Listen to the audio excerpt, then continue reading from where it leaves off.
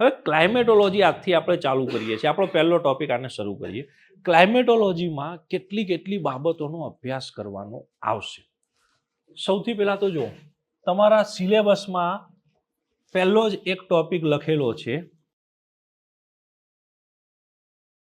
આ પહેલો જ ટોપિક છે આબોહવા શાસ્ત્રનો. તમે સિલેબસ ભૂગોળનો જોશો ને એની બીજી લાઈનમાં જ આ વસ્તુ લખેલી હશે કે વાતાવરણીય સંરચના અને સંગઠન.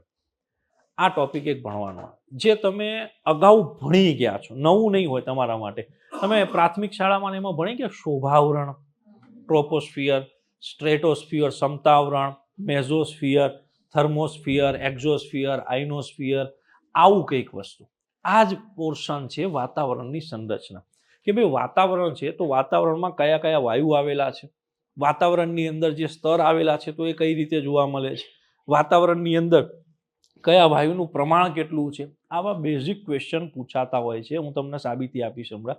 એકદમ બેઝિક ક્વેશ્ચન. આ ટોપિકમાંથી અત્યાર સુધીમાં ઓછામાં ઓછા 12 પ્રશ્નો પૂછાઈ ગયા છે. 2017 પછીની જ વાત કરું છું. એટલે એવરેજ કાઢીએ તો 2 સવાલ આની અંદરથી તમને જોવા મળશે. 1 થી 2 સવાલ. ઇઝી ટોપિક છે.